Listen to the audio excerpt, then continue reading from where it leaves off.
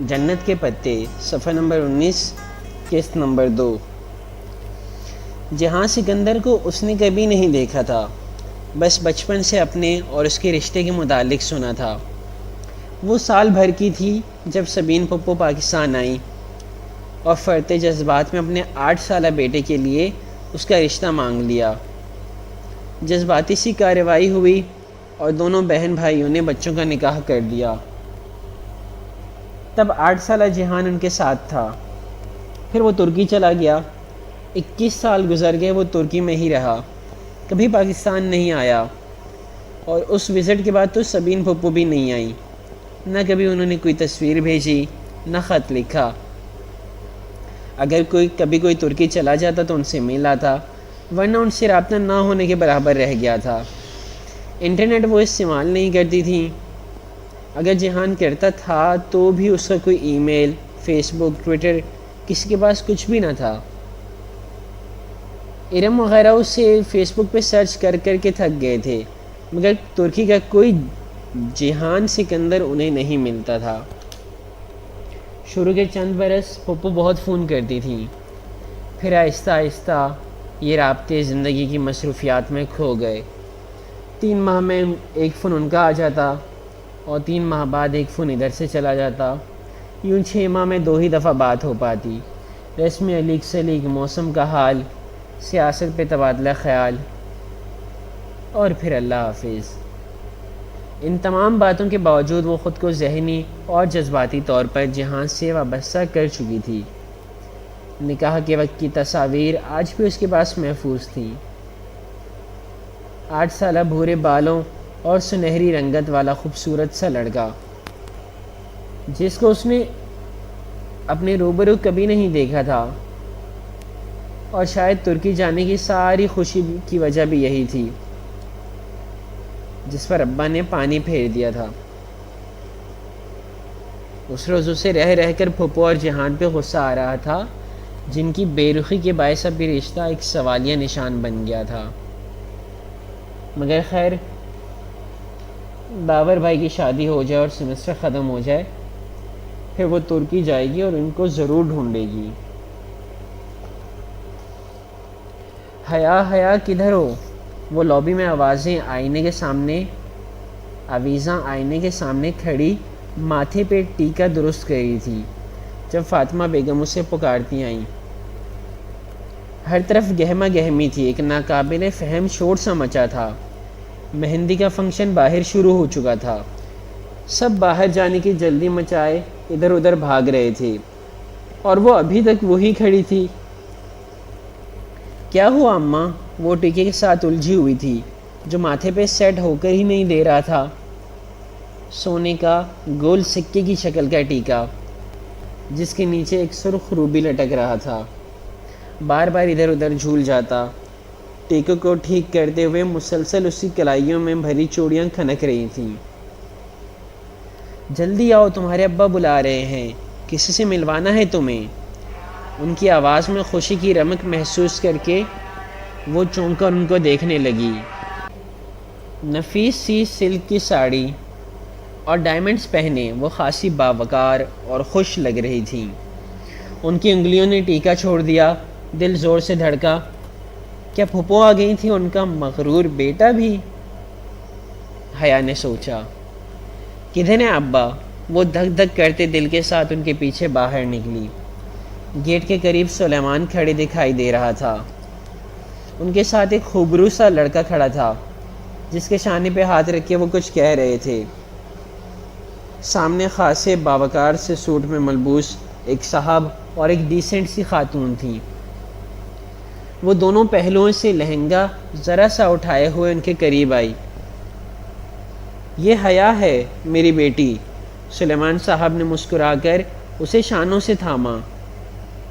السلام علیکم، اس نے سر کو جنبش دیتے ہوئے مدھم سا سلام کیا۔ وعلیکم السلام بیٹا۔ وہ تینوں دلچسپی سے اسے دیکھنے لگے۔ اس نے گولڈن لہنگا اور کامدار بلاؤز پہن رکھا تھا۔ بلاؤز کی آستین آدھی سے بھی چھوٹی تھی، اور ان سے نکلتے اس کے دودھیا بازو سنہرے موتیوں کی شعاؤں میں سنہرے لگ رہے تھے۔ بھاری کامدار دوپٹہ اس نے گردن میں ڈال رکھا تھا، بال ہمیشہ کی طرح سیدھے کر کے کمر پہ گرا رکھے تھے، ٹیکے کے ساتھ کے سنہرے جھمکے کانوں سے لٹک رہے تھے، اور ملائی سے بنا چہرہ گہرے سے سنگھار سے مزید دلکش لگ رہا تھا۔ اس نے کاجل سے لبریز پلکیں اٹھائی، وہ تینوں ستائشی نگاہوں سے اسے دیکھ رہے تھے۔ اور حیا، یہ میرے دوست ہیں عمیر لغاری، یہ مہناز بھابی ہیں، اور یہ ان کے صاحبزادے ہیں ولید۔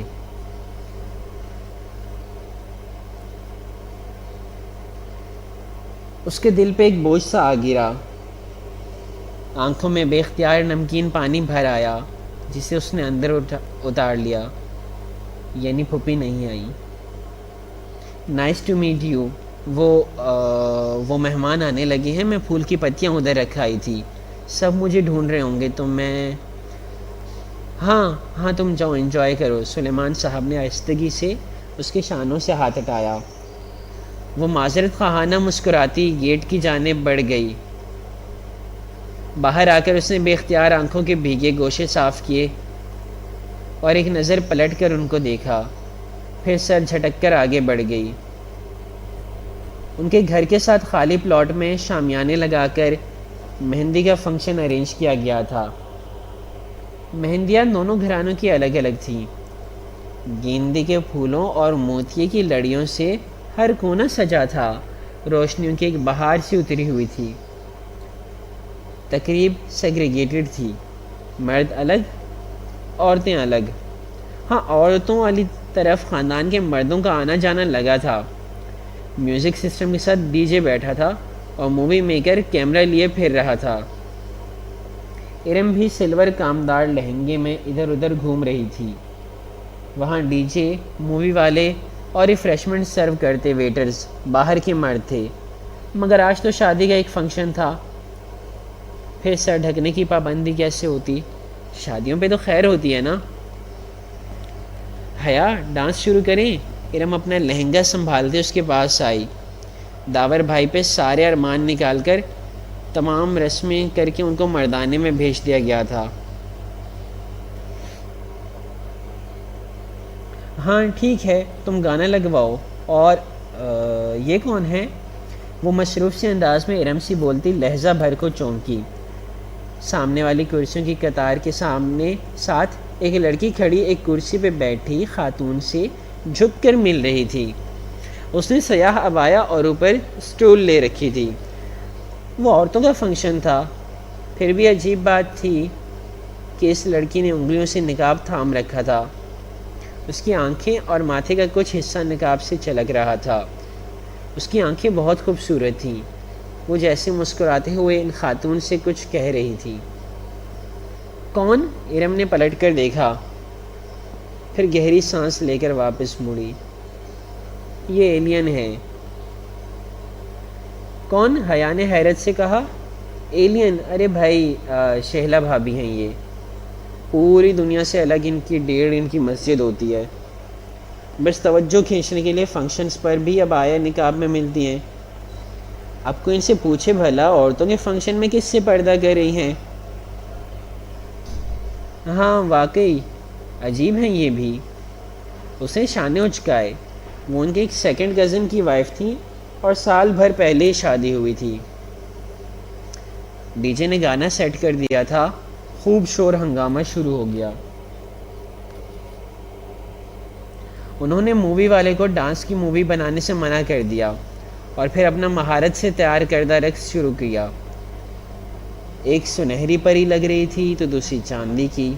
جب پاؤں دکھ گئے اور خوب تالیاں بجیں تو وہ ہنستی ہوئی واپس کرسیوں کی طرف آئی۔ السلام علیکم شہلا بھابی۔ وہ لڑکی بھی اسی میز پر موجود تھی۔ مہوش، سہرش اور ثنا بھی اپنی امی کے ساتھ وہیں تھیں۔ ارم نے فوراً سلام کیا، حیا نے بھی پیروی کی۔ وعلیکم السلام، کیسی ہو تم دونوں؟ وہ مسکرا کر خوش دلی سے ملی۔ ایک ہاتھ کی 2 انگلیوں سے اس نے ابھی تک سیاہ نقاب تھام رکھا تھا۔ بالکل ٹھیک، شہلا بھابھی نقاب اتار دیں، ادھر کون ہے؟ شہلا نے جواباً مسکرا کر اصوات میں سر ہلایا، مگر نقاب اسی طرح پکڑے رکھا۔ ماشاء اللہ تم دونوں بہت پیاری لگ رہی ہو۔ وہ بات کرتے کرتے ذرا سی ترچھی ہو گئی۔ حیا نے حیرت سے دیکھا، شاید اس طرف مووی والا مووی بنا رہا تھا اس لیے۔ عجیب عورت ہے، اتنی بھی کیا بے اعتباری۔ ہماری فیملی مووی ہے، ہم کون سا باہر کسی کو دکھائیں گے، حیا بڑبڑائی۔ پھر وہ جلد ہی معذرت کر کے وہاں سے چلی گئی۔ اس میز پہ عابدہ چچی بھی تو بیٹھی تھی، اور کل ان کی باتیں سن لینے کے بعد اتنی منافقت اس میں نہیں تھی کہ وہ عابدہ چچی اور سائمہ تائی سے ہنس ہنس کر بات کر سکتی۔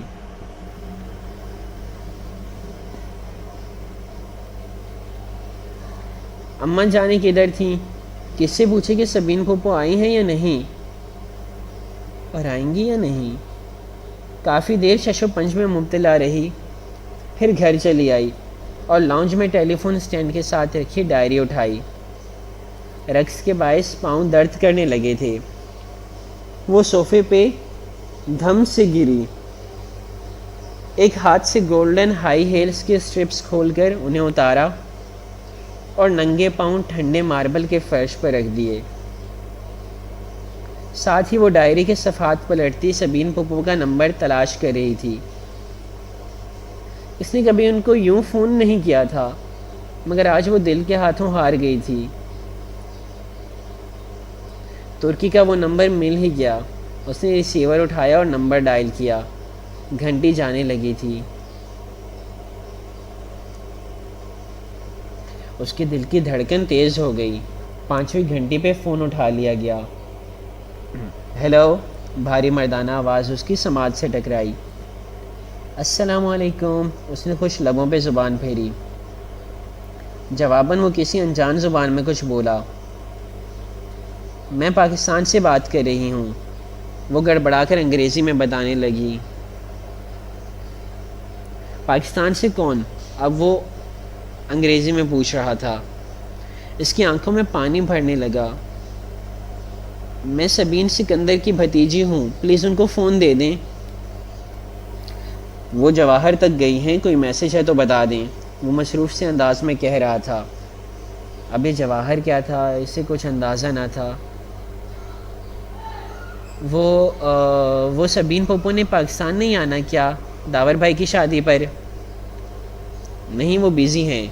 شاید وہ فون رکھنے ہی لگا تھا کہ وہ کہہ اٹھی، آپ کون؟ ان کا بیٹا جہان۔ کھٹ سے فون رکھ دیا۔ اس نے بھیگی آنکھوں سے ریسیور کو دیکھا اور پھر زور سے اسے کریڈل پہ پٹخا۔ بے اختیار آنسو امڈ آئے، جنہیں صاف کرتی وہ جھک کر سینڈل پہننے لگی۔ آنسوؤں نے آنکھوں کا میک اپ ذرا سا خراب کر دیا تھا۔ وہ اسے پھر سے ٹھیک کر کے کچھ دیر بعد باہر آئی تو گیٹ کی طرف سے ظفر چلا آ رہا تھا۔ اس کے ہاتھ میں سفید ادھ کھلے گلابوں کا بوکے تھا۔ وہ بے اختیار ٹھٹک کر رکی، پھر لہنگا سنبھالتی برآمدے کے زینے میں اتر آئی۔ یہ کیا ہے ظفر؟ او تسی اتھے ہو؟ یہ کوریئر والے نے دیا ہے تو اڈے لیے۔ ظفر نے گلدستہ اور ایک بند لفافہ اس کی طرف بڑھایا۔ وہ پچھلے 7 سال سے تایا فرقان کا ملازم تھا۔ وہ گاؤں سے اسے لے کر آئے تھے۔ جب آیا تھا تو پنجابی بولتا تھا،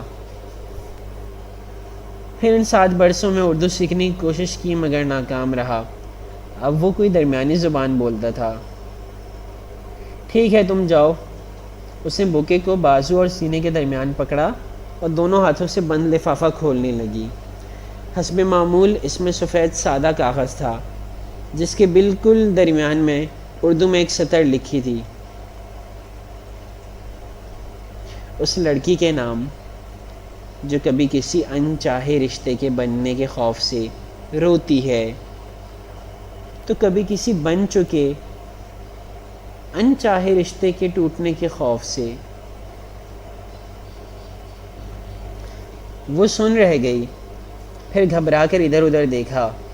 گیٹ کھلا تھا۔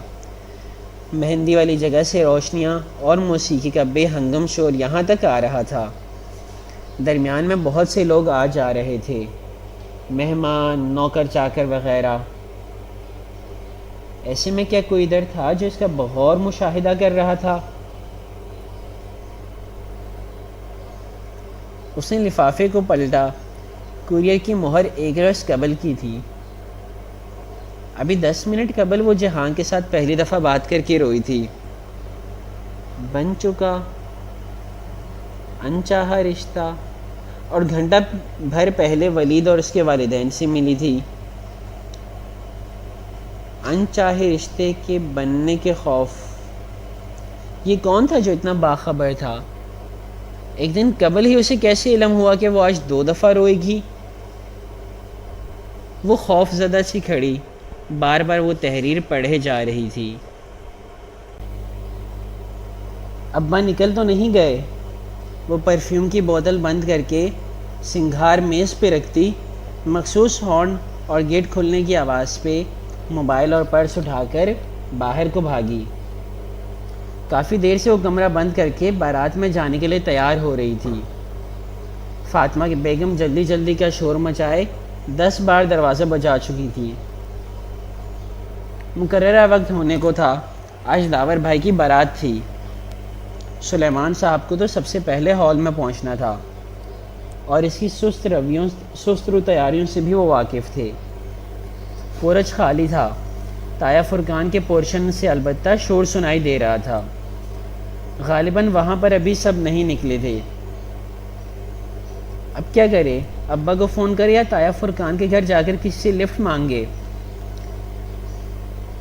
وہ انہی سوچوں میں الجھتی اندر جانے کو پلٹی ہی تھی کہ کھلے گیٹ پر ہارن ہوا۔ اس نے رک کر دیکھا، سیاہ چمکتی اوکارڈ گاڑی باہر کھڑی تھی۔ اس کی ہیڈ لائٹس کافی تیز تھی۔ حیا کی آنکھیں چندیا گئیں۔ اس نے بے اختیار ماتھے پہ ہاتھ کا سایہ بنا کر دیکھنا چاہا، تبھی ہیڈ لائٹس دھیمی ہوئیں۔ ڈرائیونگ سیٹ پہ بیٹھے شخص کا چہرہ واضح ہوا۔ وہ ولید لغاری تھا۔ ساتھ فرنٹ سیٹ پر اس کے والد تھے اور پیچھے والدہ۔ السلام علیکم حیا۔ وہ دروازہ آدھا کھول کر باہر نکلا اور ایک نرم مسکراہٹ کے ساتھ اسے دیکھا۔ وہ دھیمی ہوتی ہیڈ لائٹس کی روشنی میں ان کے سامنے کھڑی تھی۔ گہرے سرخ کامدار بغیر آستینوں والا فراق جو پاؤں تک آتا تھا، اور نیچے ہم رنگ تنگ پاجامہ۔ فراک بہت لمبا تھا، سو پاجامے کی چوڑیاں بمشکل بلشت بھری دکھائی دیتی تھی۔ گولڈن دوپٹہ گردن میں تھا اور کانوں سے لٹکتے لمبے لمبے آویزے کندھوں کو چھو رہے تھے۔ کاجل سے لبریز سیاہ آنکھیں اور کمر پہ گرتے سیدھے بال۔ ہمیں میرج ہال کا علم نہیں ہے، انکل ہیں؟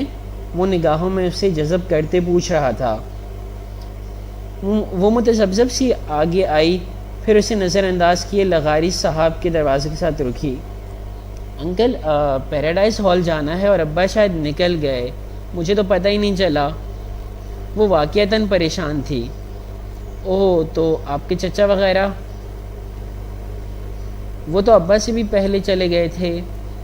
ٹھہرے، ابا زیادہ دور نہیں گئے ہوں گے، میں انہیں واپس… ارے وہ کیوں واپس آئیں؟ ان کا جلدی پہنچنا ضروری ہے۔ آپ ہمارے ساتھ آ جاؤ بیٹا، ہم نے بھی تو وہیں جانا ہے۔ ہاں بیٹا آؤ۔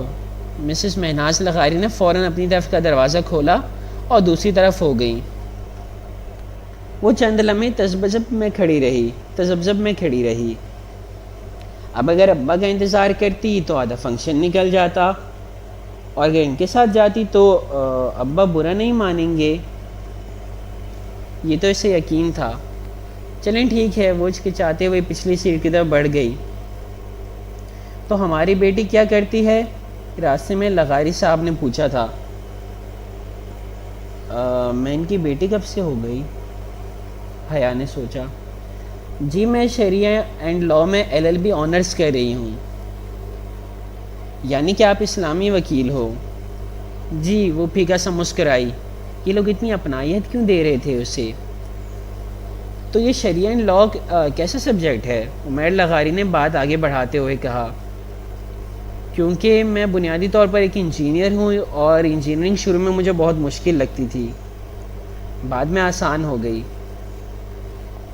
مجھے شریعہ شروع میں مشکل لگتی تھی، بعد میں عادی ہو گئی۔ وہ تینوں ہنس پڑے تو اسے احساس ہوا کہ اسے خواہ ان کے ساتھ زیادہ بے تکلف نہیں ہونا چاہیے۔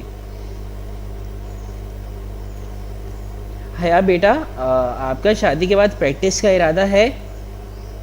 کیونکہ میں اور آپ کے انکل تو کبھی اس معاملے میں زبردستی کے قائل نہیں رہے۔ ہم نے فیلڈ منتخب کرنے سے لے کر کیریئر بنانے تک ہر چیز میں اپنے بچوں کی مرضی کو مقدم رکھا ہے۔ خود ولید کو بھی شادی کے بعد بیوی کے جاب کرنے پر کوئی اعتراض نہیں۔ مہناز کہہ رہی تھی اور وہ ہکا بکا ان کو دیکھ رہی تھی۔ کیا معاملات اتنے آگے بڑھ چکے تھے یا وہ اس خوش فہمی کا شکار تھے کہ ابا ان کو کبھی انکار نہیں کریں گے؟ بمشکل ہاں میں ان کے سوالات کے جوابات دیتی۔ وہ اس وقت پرسکون ہوئی جب میرج ہال کی بتیاں نظر آنے لگیں۔ لفٹ کا شکریہ انکل۔ وہ انکل اور آنٹی کے ساتھ ہی باہر نکلی تھی۔ اسی پر لغاری انکل کا موبائل بجا تو معذرت کر کے ایک طرف چلے گئے۔ مہناز بھی ان کے پیچھے گئیں۔ حیا سنیے، وہ جانے ہی لگے گی تھی کہ ولید نے پکارا۔ وہ ابھی تک اندر اسٹیئرنگ وہیل تھامے بیٹھا تھا۔ مجھے آپ سے بات کرنی ہے۔ وہ اپنی طرف کا شیشہ نیچے کیے سے مخاطب تھا۔ مگر یہ مناسب نہیں ہے، مگر مجھے اسی رشتے کے حوالے سے بات کرنی ہے۔ اگر آپ 2 منٹ اندر بیٹھ کر میری بات سن لیں تو۔ ساتھ ہی اس نے فرنٹ سیٹ کا دروازہ کھولا۔ روشنی کا ایک کوندہ اس کے ذہن میں لپکا۔ موقع اچھا تھا، وہ اس کو اپنے نکاح کے بارے میں بتا کر سارا معاملہ یہی دبا سکتی تھی۔ لاٹھی بھی نہیں ٹوٹے گی اور یہ 6 فٹ کا سانپ بھی راستے سے ہٹ جائے گا۔ ٹھیک ہے، لیکن یہاں ہمارے رشتہ دار ہیں۔ اگر ڈونٹ وری، میں کار بیک سائڈ پر لے جاؤں گا، آپ بیٹھیں۔ وہ متذبذب سی اندر بیٹھ گئی۔ زندگی میں پہلی دفعہ وہ یوں کسی لڑکے کے ساتھ تنہا بات کرنے بیٹھی تھی۔ ابا کو پتہ چلتا تو ان کی ساری وسیع نظری بھگ سے اڑ جاتی۔ اسے لباس پہننے کی آزادی تھی، سر ڈھکنے کی پابندی بھی نہ تھی، مگر لڑکوں سے بے تکلفی یا دوستی کی اجازت ابا نے کبھی نہیں دی تھی۔ وہ بیٹھی تو ولید زن سے گاڑی بھگا کر لے گیا۔ آپ کو جو بھی کہنا ہے جلدی کہیے، پھر مجھے بھی کچھ کہنا ہے۔ وہ سر جھکائے گود میں رکھے ہاتھ کی انگلیاں مروڑ رہی تھی۔ عجیب مضطرب حالت ہو رہی تھی اس کی۔ پہلے آپ کہیے۔ ولید میرج ہال کی پچھلی طرف ایک نسبتاً سنسان گلی میں گاڑی لے آیا تھا۔ اوکے، مجھے کچھ بتانا تھا، وہ گردن جھکائے کہنے لگی۔ میرے ابا نے معلوم نہیں آپ کو بتایا ہے یا نہیں، مگر میں بتانا ضروری سمجھتی ہوں۔ میرا نکاح میری پھپھو کے بیٹے سے بچپن میں ہی ہو گیا تھا۔ وہ لوگ ترکی میں ہوتے ہیں، کچھ خاندانی مسائل کے باعث میرے ابا ان سے ذرا بدظن ہیں، اور اب وہ مجھے ڈائیورس دلا کر میری شادی کہیں اور کرنا چاہتے ہیں، مگر میں ایسا نہیں چاہتی۔ اس نے سر نہیں اٹھایا۔ ولید کی خاموشی سے اس نے یہی مراد لی کہ وہ سخت شک کے عالم میں ہے۔ میں اپنے شوہر کی وفادار ہوں مسٹر ولید، میں نے اسی کے خواب دیکھے ہیں اور ذہنی طور پر خود کو اسی سے وابستہ پاتی ہوں۔ اب کسی اور سے شادی کرنے کے بارے میں سوچ بھی نہیں سکتی۔ وہ اب بھی کچھ نہ بولا۔ حیا گود میں رکھے ہاتھوں کو دیکھتے ہوئے بولتی جا رہی تھی۔ پلیز آپ انکار کر دیں، میں کسی اور کی بیوی ہوں، نکاح پر نکاح نہیں ہو سکتا، پلیز میں آپ سے درخواست کرتی ہوں۔ اس نے چہرہ اوپر اٹھایا۔ وہ یک ٹک خاموش گہری نظروں سے اسے دیکھ رہا تھا۔ یہ اس کا چہرہ تو نہ تھا جو وہ سارا راستہ ڈرائیونگ کے دوران دیکھتی آئی تھی، یہ تو کوئی اور ہی شخص تھا۔ پھر آپ نے کیا سوچا؟ اس کی آواز لڑکھڑا گئی۔ ولید کی آنکھوں میں کچھ ایسا ضرور تھا کہ اسے لگا وہ ایک سنگین غلطی کر چکی ہے۔ خطرے کا الارم زور زور سے اس کے اندر بجنے لگا۔ کس بارے میں؟ وہ بوجھل آواز میں بولا۔ تو وہ دروازے کی طرف سمٹی۔ نامحسوس انداز سے اس کا ہاتھ ہینڈل پر رینگ گیا۔ آپ کے اس رشتے سے انکار کے بارے میں ساری عمر پڑی ہے یہ باتیں کرنے کے لیے حیا، ابھی تو ان لمحوں سے فائدہ اٹھاؤ جو میسر ہوں۔ وہ ایک دم اس پر جھکا، حیا کے لبوں سے چیخ نکلی۔ ولید نے دونوں ہاتھ اس کی گردن پہ رکھنے چاہے مگر اس نے زور سے ہینڈل کھینچ کر دروازہ دھکیلا۔ دروازہ کھلتا چلا گیا۔ وہ دوسرے ہاتھ سے ولید کو دھکا دے کر باہر نکلی۔ اس کا دوپٹہ ولید کے ہاتھوں میں آ گیا تھا۔ وہ تیزی سے باہر بھاگی تو ولید نے دوپٹہ کھینچا۔ دوپٹہ اس کی گردن کے ساتھ رگڑتا ہوا پیچھے ولید کے ہاتھوں میں رہ گیا۔ وہ بنا پیچھے مڑ کے دیکھے بھاگے جا رہی تھی۔ اسے ولید کے دروازہ کھول کر کوئی اونچی سی انگریزی گالی دینے کی آواز سنائی دی تھی۔ اس کے بھاگتے قدموں میں تیزی آ گئی۔ گلیاں سنسان تھی، جانے وہ کہاں لے آیا تھا۔ آج اتوار تھا اور دکانوں کے شٹر گرے ہوئے تھے۔ وہ ادھر ادھر دیکھے بغیر بدحواس سی دوڑتی ہوئی ایک گلی میں مڑ گئی۔ پیچھے کوئی دوڑتا ہوا آ رہا تھا۔ وہ بھاگتی ہوئی گلی کے دوسرے سرے تک پہنچی مگر یہ کیا؟ گلی بند تھی، ڈیڈ اینڈ۔ وہ بے ساختہ پلٹی۔ بھاگتے قدموں کی آواز قریب آ رہی تھی۔ وہ دوڑ کر گلی کے بند سرے تک گئی اور دیوار کی اینٹوں کو چھو کر ٹٹولا۔ شاید اندر کوئی جادوئی دروازہ ہو، شاید ہیری پوٹر کی کہانیاں سچ ہوں، مگر کیوں بھاگتی ہو؟ مسرور سے انداز میں کسی نے پیچھے سے کہا تو وہ گھبرا کر پلٹی۔ ولید سامنے سے قدم قدم چلتا آ رہا تھا۔ اس کے لبوں پر فاتحانہ مسکراہٹ تھی۔ وہ نڈھال سی زمین سے لگ گئی۔ اس کا دوپٹہ تو وہی رہ گیا تھا، اب بغیر آستینوں کے جھلکتے بازو اور گلے کا گہرا گھاٹ۔ اس نے بے اختیار سینے پہ بازو لپیٹے۔ مجھے جانے دو، اس کی آواز بھر آ گئی۔ پہلی دفعہ یہ غلطی کی تھی اور پہلی ہی دفعہ اتنی بڑی سزا۔ کیسے جانے دوں؟ پھر تم نے ہاتھ تھوڑے ہی آنا ہے۔ وہ چلتے چلتے اس سے چند قدم کے فاصلے پہ آ کھڑا ہوا۔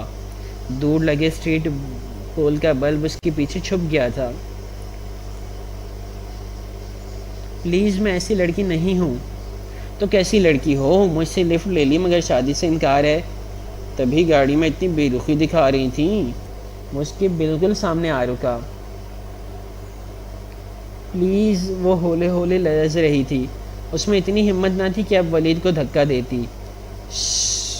وہ مسکراتے ہوئے آگے بڑھا۔ حیا نے سختی سے آنکھیں میچ لیں، اس کا سر چکرانے لگا تھا۔ تبھی اس نے زور سے کسی ضرب لگنے کی آواز سنی اور پھر ولید کی کراہ۔ اس نے دھیرے سے آنکھیں کھولیں۔ ولید چکرا کر نیچے گر رہا تھا اور اس کے پیچھے کوئی کھڑا نظر آ رہا تھا۔ شوخ نارنجی شلوار قمیض میں ملبوس، میک اپ سے اٹا چہرہ لیے، وہی اس روز والا خواجہ سراج ڈولی۔ اس کے ہاتھ میں ایک فرائنگ پین تھا جو اس نے شاید ولید کے سر پر مارا تھا۔ وہ ساکت سی اسی کو دیکھ رہی تھی۔ ڈولی نے پاؤں سے ٹھوکر ولید کو ماری تو اس کا بے ہوش وجود ذرا پرے ہوا۔ وہ 2 قدم آگے بڑھا اور عین حیا کے سامنے رکا۔ اس کی سلور چمکیلی آئی شیڈو سے اٹی آنکھوں میں ایسی کاٹ تھی کہ وہ سانس روکے اسے دیکھتی گئی۔ تبھی اس نے ہاتھ بڑھایا اور حیا کو گردن کے پیچھے دبوچا، یوں کہ گدی پہ گرے بال بھی اس کی گرفت میں آ گئے۔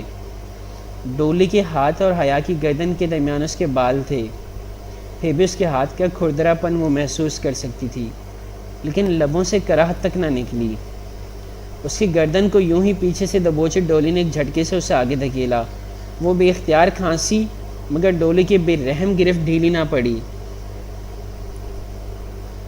وہ اسے اسی طرح پکڑے اپنے آگے آگے دھکیل کر چلا رہا تھا۔ وہ لڑکڑاتے قدموں سے چل رہی تھی۔ گلی کے آغاز تک جہاں سے وہ آئی تھی وہ اسے لے گیا، پھر مخالف سمت میں مڑ گیا۔ سامنے ہی میرج ہال کا پچھلا حصہ تھا۔ وہ اسے اپنے آگے دھکیلتا پچھلے گیٹ تک لے گیا اور ایک جھٹکے سے اسے چھوڑا۔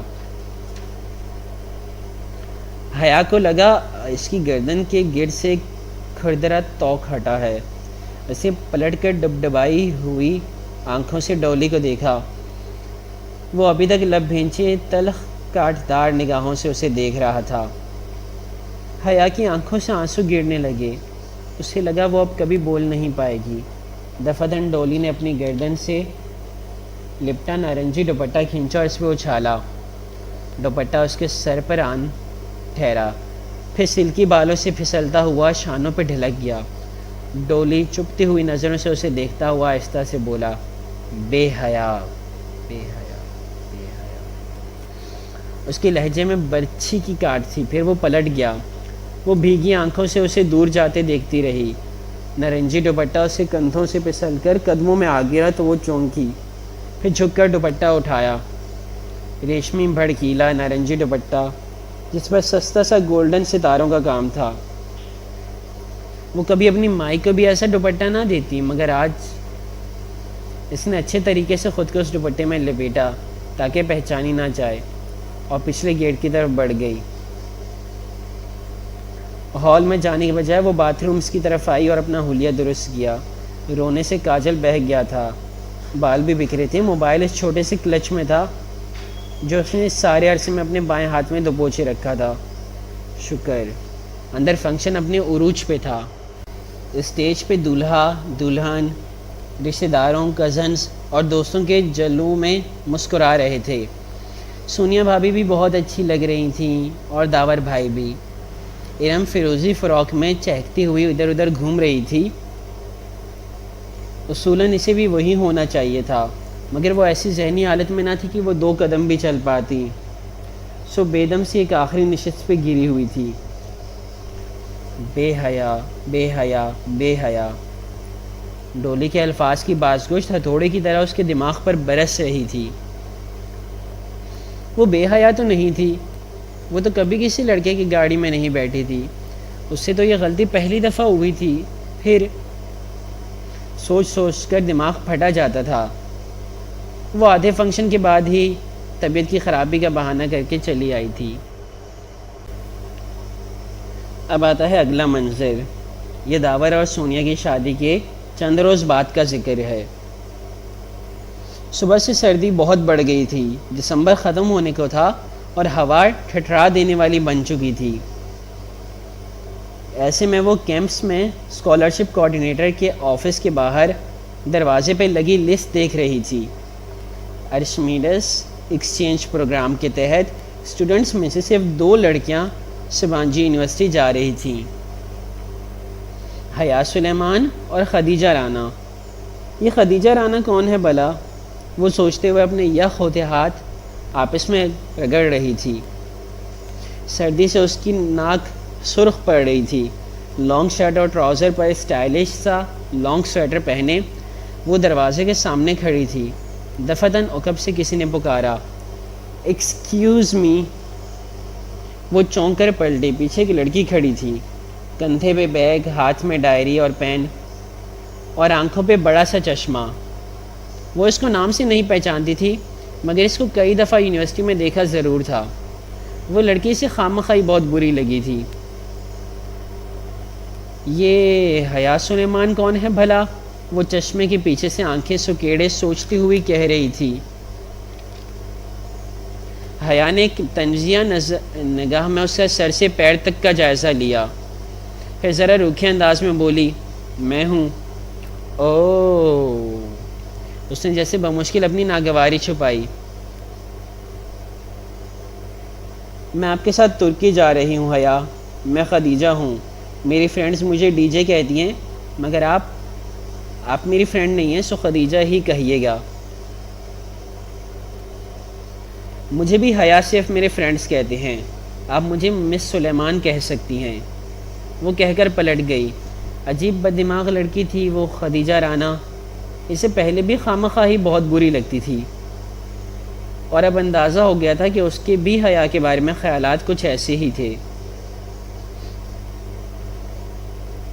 وہ جیسے ہی گھر آئی، حیا ظفر سامنے آ گیا، بھاگتا ہوا، ہانپتا ہوا، حیا بی بی، حیا بی بی۔ بول بھی چکو اب۔ وہ گاڑی لاک کرتی کوفت زدہ ہوئی۔ آپ کو ارم بی بی بلا رہی ہیں۔ خیریت؟ خیریت نہیں لگتی جی، وہ بہت رو رہی ہیں۔ ظفر نے رازداری سے بتایا تو وہ چونکی۔ اچھا میں آتی ہوں، تو میرا بیگ اندر رکھ دو۔ وہ سیدھا ارم کے گھر کھلنے والے درمیانی دروازے کے جانب بڑھ گئی۔ وہ عام طور پر اس دروازے سے نہیں جاتی تھی، لیکن آج معاملہ الگ تھا۔ لاؤنج میں سائمہ تائی اور سونیا بیٹھی تھیں۔ سامنے کوئی کامدار دوپٹہ پھیلا رکھا تھا اور دونوں اس کے ساتھ الجھی تھیں۔ آہٹ پہ سر اٹھایا، اسے دیکھ کر دونوں ہی مسکرا دیں۔ حیا کیسی ہو؟ بالکل ٹھیک۔ ارم کدھر ہے تائی اماں؟ مجھے بلا رہی تھی۔ اندر کمرے میں ہوگی۔ اوکے میں دیکھ لیتی ہوں۔ وہ مسکرا کر راہداری کی سمت بڑھ گئی۔ ارم کے کمرے کا دروازہ بند تھا۔ اس نے ڈور نوب گھما کر دھکیلا، دروازہ کھلتا چلا گیا۔ بیڈ پر ارم اکڑوں بیٹھی تھی۔ سامنے لیپ ٹاپ کھلا پڑا تھا۔ چمکتی اسکرین کی روشنی ارم کے چہرے کو چمکا رہی تھی، جس پہ آنسو لڑیوں کی صورت بہہ رہے تھے۔ ارم کیا ہوا؟ وہ قدر فکر مندی سے ارم کے سامنے آ بیٹھی۔ ارم نے سرخ متورم آنکھیں اٹھا کر حیا کو دیکھا۔ اس کی آنکھوں میں کچھ تھا جو اسے ٹھٹکا گیا۔ یہاں پہ قسط ختم ہوتی ہے۔ انشاءاللہ اب اس کو ہم روزانہ کے طور پہ جاری رکھیں گے، اور اگلی قسط کے لیے انتظار کیجیے کل تک کا۔ تب تک کے لیے اللہ حافظ۔